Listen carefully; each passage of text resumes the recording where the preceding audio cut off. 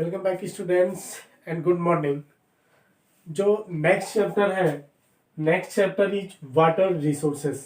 Okay, second chapter of geography subject related to class 10। Okay, एक और chapter था second chapter के जगह पे, forest and wildlife resources. तो इस चैप्टर को सीबीएसई बोर्ड कभी कभी क्या करता है, इंक्लूड कर देता है और कभी कभी इसे रिमूव कर देता है, और रिमूव करके कभी कभी क्या करता है, जो प्रैक्टिकल सब्जेक्ट होते हैं, जब प्रैक्टिकल होते हैं तो उसमें इंक्लूड कर देता है। तो खैर देखा जाएगा जब सीबीएसई का फाइनली जो सिलेबस आएगा उसमें wild life, forest and wildlife resources होगा, तो इस चैप्टर को पढ़ा देंगे। बट प्रेजेंट टाइम में जो सेकेंड चैप्टर है, second chapter is water resources. तो let us go. It believed that the life is first originated in water. ऐसा विश्वास किया जाता है, ऐसा माना जाता है कि जो लाइफ है सबसे पहले वाटर से मानी जाती है, कि पृथ्वी पे अगर, अर्थ पे अगर लाइफ कहीं सर्वाइवल हुआ तो क्या हुआ, वाटर में, जल में हुआ। It is a unique liquid because there is the no alternative for it. यह एक यूनिक लिक्विड है क्योंकि इसका दूसरा कोई अल्टरनेटिव, अदर सोर्सेस नहीं है। Water can give life, okay, and we can not imagine life without water. बिना पानी के हम लोग जीवन की कल्पना ही नहीं कर सकते। And we use water various purpose such as a domestic purpose like as cooking, drinking, washing and other different purpose. Water use in the agriculture, industries, generation of electricity. तो industry, generation of electricity and agriculture में water का क्या access use किया जाता है। और हमारे country की जो एग्रीकल्चर ग्रोथ है, यानी जो एग्रीकल्चर की मोस्टली अगर डिपेंडेंसी देखी जाए तो वह क्या है, वह इरिगेशन पे अवेलेबल है। यानी कि हम इरिगेशन की फैसिलिटीज को अवेलेबल कराने के लिए जो ग्राउंड वाटर है, जो फ्रेश वाटर है, जिससे जो ड्रिंकेबल होता है उसका यूज करते हैं। जो रिवर्स के वाटर रहते हैं उनका यूज करते हैं। ओके, तो फिर इंडस्ट्रीज में भी लार्ज स्केल पे क्या होता है, इस वाटर, फ्रेश वाटर का यूज होता है। और साथ ही साथ जो जनरेशन ऑफ इलेक्ट्रिसिटी या जनरेट ऑफ इलेक्ट्रिसिटी, जो हाइड्रो पावर प्लांट चलते हैं, जो लार्ज स्केल पे जो बिग बिग डैम बनाए गए हैं, ओके, जैसे हीराकुंड डैम हो गया, भाखड़ा नांगल डैम हो गया। अब तो डिफरेंट टाइप के क्या है, इंडिया का ये क्या है, एक मॉडर्न टेम्पल है डैम्स। ओके, तो ऑल ओवर इंडिया में लार्ज स्केल पे प्रेजेंट टाइम में डैम है। और इंडिया भी क्या करता है, एटलीस्ट प्रेजेंट टाइम में 22 से 25% जो इलेक्ट्रिसिटी की अवेलेबिलिटी है वह क्या है, वह हाइड्रो इलेक्ट्रिसिटी पे डिपेंड, यानी कि वो बिजली पानी से पैदा की जाती है। ओके, तो देखें, as we know that earth is also known as the blue planet. जैसा कि आप लोगों को पता है कि पृथ्वी एक ब्लू प्लेनेट के, नीले ग्रह के नाम से जानी जाती है, because water is found in the abundance of the earth. बहुत व्यापक स्तर पे, ह्यूज लेवल पे वाटर अवेलेबिलिटी क्या है, अर्थ का जो 70% एरिया है, यहाँ पे total area water covered area है। And besides 30% area covered land area. Okay, तो 70% जो एरिया है इस टोटल अर्थ का, वह क्या है, वाटर कवर्ड एरिया है, जिसमें लार्जेस्ट ओशियंस है, Pacific ocean, Indian ocean, Arctic ocean, Antarctica ocean, okay, Atlantic ocean. तो डिफरेंट टाइप के क्या है, बड़े बड़े ओशंस हैं, सी हैं, बेज हैं, जिसे बे कहा जाता है, गल्फ कहा जाता है। ओके, रिवर्स में वाटर अवेलेबिलिटी है। फिर आपका जो ग्रीनलैंड एरिया हो गया, यानी जो स्नो कवर्ड एरिया है, स्पेशली जिन्हें ग्लेशियर्स बोले जाते हैं, तो लार्ज स्केल पे वाटर। फिर ग्राउंड एरिया में जो ग्राउंड वाटर है, यहाँ पे भी लार्ज स्केल पे वाटर की अवेलेबिलिटी है। तो वही हो गया, यानी 70% एरिया, यानी 3/4% एरिया जो है यह क्या है, वाटर कवर्ड एरिया है, and 30% area land covered area है। But only a small portion of it account for fresh water. लेकिन क्या है, इन टोटल अगर वाटर के 70% का अगर 100% देखा जाए तो इनमें बहुत ही स्मॉल पोर्शन ही, ओके, एटलीस्ट 2% के आसपास जो है या टोटल ऑल ओवर वर्ल्ड में फ्रेश वाटर की अवेलेबिलिटी है। फ्रेश वाटर रिवर्स में पाई जाती है, ठीक, ओके। जो ग्लेशियर्स हैं बड़े बड़े, और वो फ्रेश वाटर है।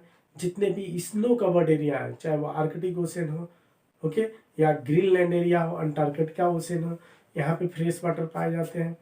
और साथ ही साथ जो ग्राउंड वाटर रहता है, लेक्स हो गया, पॉन्ड्स हो गए, ये भी क्या है, फ्रेश वाटर के रिसोर्सेस है। यानी कि टोटल 70% का अगर 100% वाटर की अवेलेबिलिटी के बेस पे अगर ये आंकड़ा निकाला जाए तो इसमें से 2 समथिंग पॉइंट के आसपास ही क्या है, ये फ्रेश वाटर की अवेलेबिलिटी। वो भी इसमें से क्या है, कुछ परसेंट ही वाटर ऐसा होता है जो ड्रिंकेबल होता है। तो all water moves with in the hydrological cycle ensuring that the water is a renewable resource है। जो ऑल वाटर मूवमेंट रहता है क्या रहता है, हाइड्रोलॉजिकल साइकिल इसकी रहती है। यानी जिस जो वाटर साइकिल रहता है, वाटर वेपरेशन होता है, वाटर वेपरेशन के बाद फिर से क्लाउड्स बनते हैं, क्लाउड से रेनफॉल होता है, ओके। तो वाटर की जो क्वांटिटी की अवेलेबिलिटी है वो तो सेम है, बट क्या है, वाटर डिफरेंट डिफरेंट पर्पज में यूज होके क्या होता है, पॉल्टेड होता जा रहा है। और प्रेजेंट टाइम में वाटर स्केर्सिटी की प्रॉब्लम बढ़ती जा रही है। जो फ्रेश वाटर की अवेलेबिलिटी अर्थ पे है उसमें डिक्लाइनिंग देखने को मिल रहा है, डिक्रीजिंग देखने को मिल रहा है।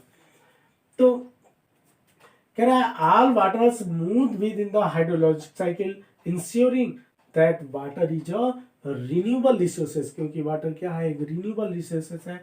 And water is a renewable resources even then we are facing water scarcity. कह रहा है इसके बावजूद भी हम लोग क्या कर रहे हैं, वाटर स्केर्सिटी को फेस कर रहे हैं, यानी कि पानी की समस्या को हम लोग फेस कर रहे हैं। And according to a prediction, it is the predicted that by the 2025 तक ऐसी एक अनुमान लगाया जा रहा है, भविष्यवाणी की जा रही है, प्रेडिक्शन किया जा रहा है कि आने वाले 2025 तक क्या होगा, इंडिया और total world water scarcity large scale पे पाई जाएंगी। यानी कि पानी की समस्या से विश्व क्या होगा, काफी ग्रसित होगा, ओके। पानी की बहुत बड़ी समस्या होगी। और ऐसा भी माना जा रहा है कि आने वाले समय में थर्ड वर्ल्ड वार होता है तो क्या होगा, वह वाटर के लिए होगा, पानी के लिए होगा। A large number of people will live in the absolute water scarcity. आज भी देखा जाए तो बहुत से, यानी कि बहुत बड़ी संख्या में जो पॉपुलेशन है, जो बिग पॉपुलेशन है, वो क्या है, वाटर स्केर्सिटी को फेस कर रही है। अगर इंडिया में देखें, हम सिर्फ इंडिया के जो नॉर्दर्न प्लेन एरिया है इसको अगर लेफ्ट कर दें, छोड़ दें, तो अगर देखा जाए तो प्लेटिंग एरिया जो है, साथ ही साथ नॉर्दर्न प्लेन एरिया में जो वेस्टर्न यूपी का एरिया है, जो प्लेटू एरिया, जो दक्कन प्लेटू एरिया से अटैच एरिया, राजस्थान हो गया, गुजरात का कुछ एरिया हो गया, फिर जो रेन शैडो एरिया है, ओके, जो वेस्टर्न घाट के ईस्टर्न साइड का एरिया है।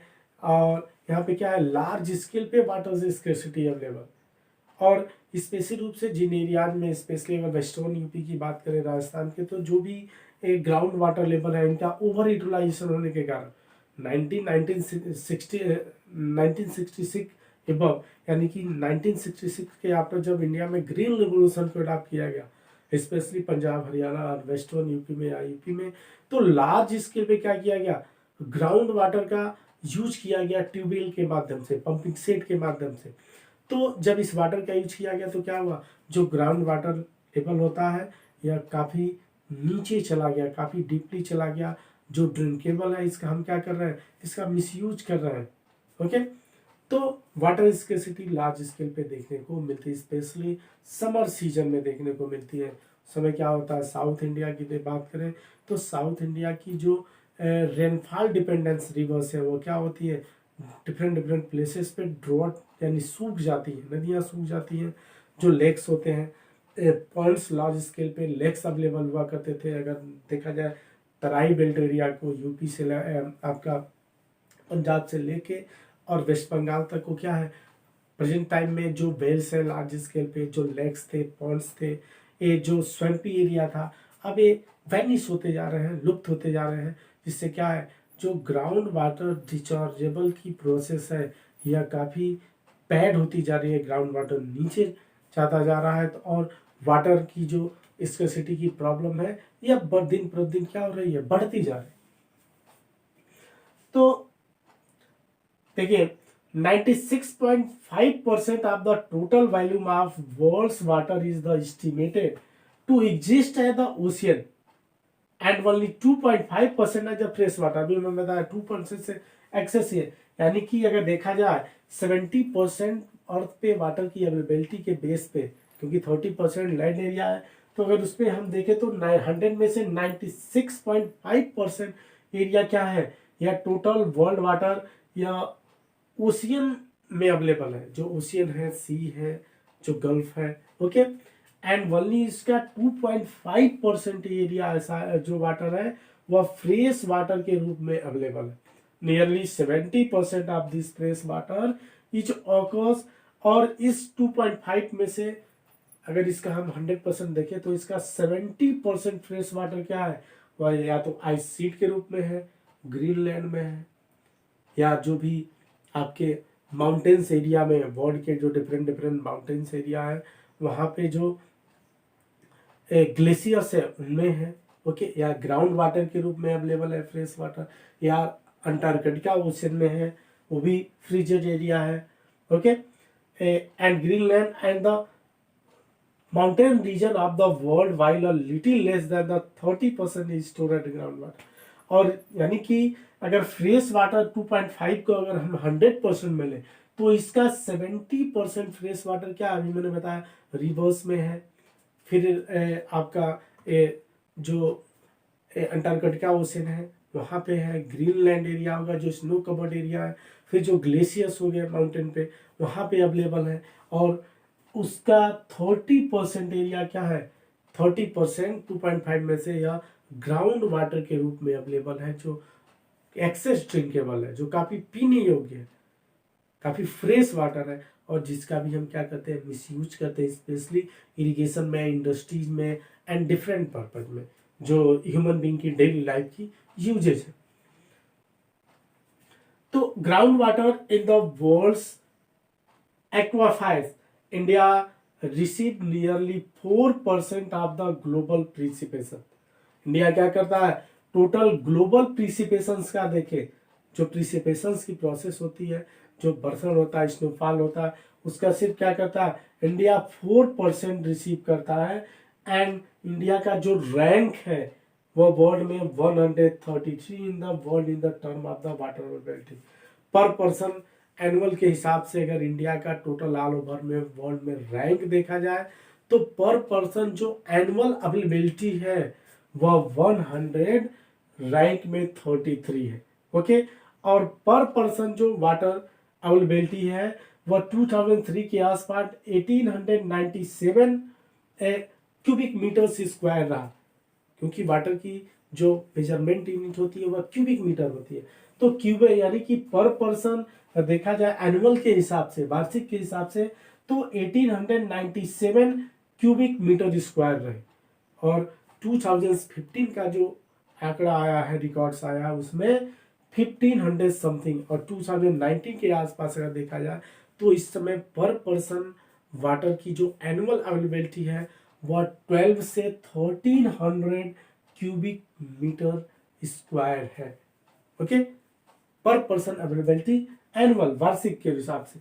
The total renewable water resources of India are the estimated at the 1897 cubic metre square. ये आपका 2003 से लेके उस समय का आंकड़ा है बात का, लेकिन 2015 में या 1500 समथिंग रहा, और 2019 की बात करें तो वह 1300-1400 के आसपास है। बाय 2025 तक ये कर रहा है। It is the predicted that large part of the India will join countries or region having the absolutely water scarcity. कह रहा है कि 2050 तक ए प्रेडिक्टेड भविष्यवाणी की गई है कि large part of India will join.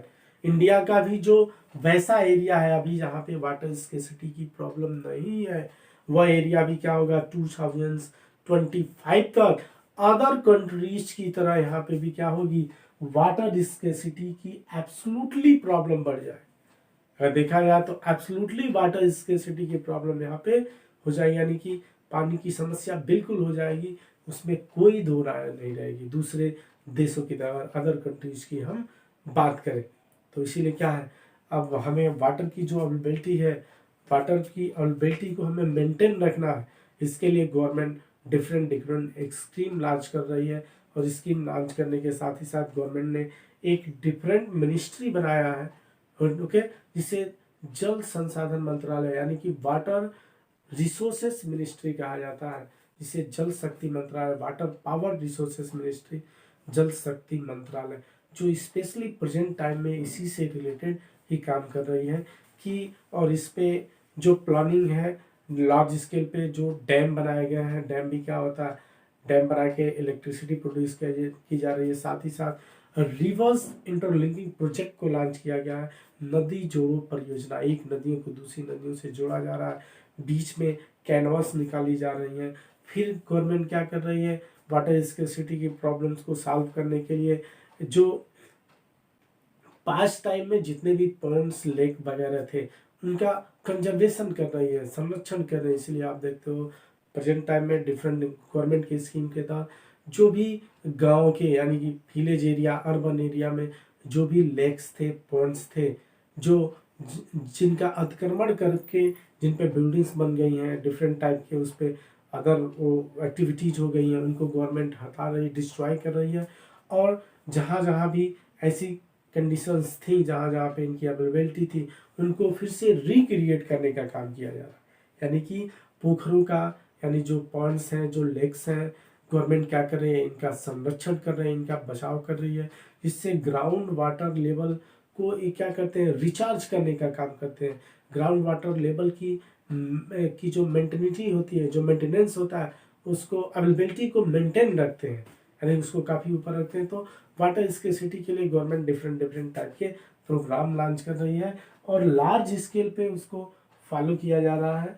और तो अगर हमें वाटर स्केर्सिटी की प्रॉब्लम से बचना है तो हमें क्या करना होगा, बूंद बूंद जिंदगी की, हमें वाटर की एक एक बूंद को बचाना होगा। और उसके लिए जब तक जब तक इंडिया के लोग आगे नहीं आएंगे तब तक इस समस्या को सॉल्व नहीं किया जा सकता। स्पेशली अगर हम राजस्थान की बात करें तो राजस्थान में पानी की समस्या इंडिया में लार्ज स्केल पे है। राजस्थान हो गया, फिर आपका गुजरात का कुछ एरिया हो गया, फिर महाराष्ट्र के विदर्भ का एरिया हो गया, वेस्टर्न यूपी का कुछ एरिया हो गया। तो अगर राजस्थान की बात करें तो राजस्थान में जो पॉन्ड्स एरिया है, जो इसे जोहड़ कहा जाता है, जोहड़, इसे तालाबों को जोहड़ बोला जाता है। और यहाँ पे लार्ज स्केल पे इन जोहर्स को कंजर्व करने की कोशिश लोगों के द्वारा की जा रही है, लोगों के द्वारा। और खास करके जो जल पुरुष है, यानी कि जो वाटर मैन्स है, इनमें नाम आता है राजेंद्र सिंह का, राजस्थान के, जिन्हें एशिया का मैग्सेसे अवार्ड प्रोवाइड किया गया है, जो नोबेल प्राइज के पैरेलल जिसे माना जाता है। इन्होंने राजस्थान में लार्ज स्केल पे, बहुत बड़े पैमाने पे जो भी तालाबों का संरक्षण करने का काम किया, और वहाँ पे इन्होंने क्या किया, वाटर स्केर्सिटी के प्रॉब्लम को सॉल्व करने की कोशिश की। तो इन्हें जोहड़ मैन के नाम से या जल पुरुष के नाम से जाना जाता है। ऐसे इंडिया में बहुत से लोग हैं। चाहे अगर चेन्नई की बात करें, अभी जो 2019 में गवर्नमेंट का जो आंकड़ा आया है, इन आंकड़ों के अकॉर्डिंग इंडिया के जो 21 टॉप मोस्ट सिटीज हैं, वो भी क्या है, ग्राउंड वाटर स्केर्सिटी प्रॉब्लम को अपने को झेलें। यानी कि वहाँ पे ग्राउंड वाटर की जो अवेलेबिलिटी है वो ना के बराबर है। यानी कि ये 21 टॉप मोस्ट जो सिटीज हैं इंडिया के, ये क्या कर रहे हैं, वाटर स्केर्सिटी प्रॉब्लम को झेल रहे हैं।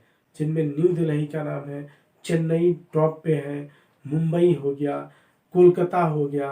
यहाँ पे क्या है, फ्रेश वाटर की अवेलेबिलिटी नहीं, जो भी फ्रेश वाटर था ये क्या हो गया, पॉल्यूटेड हो गया, और यहाँ का वाटर ड्रिंकेबल नहीं है, पीने योग्य नहीं है, जिसको गवर्नमेंट क्या कर रही है, ड्रिंकेबल के योग्य बनाने के लिए, यानी कि पीने योग्य बनाने के लिए डिफरेंट डिफरेंट टाइप के क्या पावर प्लांट बिठाए जा रहे हैं, ओके, और डिफरेंट टाइप की स्कीम को लॉन्च किया जा रहा है।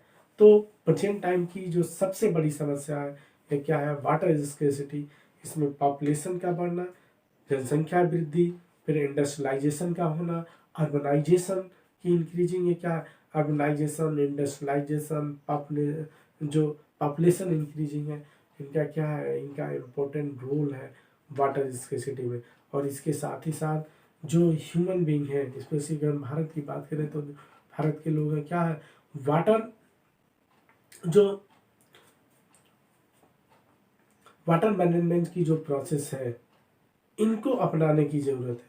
स्पेशली रूप से जो रेनफॉल होता है, अगर अपने यहाँ जो नॉर्थ इंडिया की बात है इसको छोड़ दीजिए, तो अगर हम प्लेट्यू एरिया में देखें, साउथ इंडिया, मध्य प्रदेश हो गया, छत्तीसगढ़, राजस्थान, इन एरिया में क्या होता है, जो रेनफॉल होती है तो लार्ज स्केल पे लोग क्या करते हैं, अपने घरों में जगह जगह क्या टैंक बना के रखें, और जिसे रूफ वाटर हार्वेस्टिंग कहा जाता है।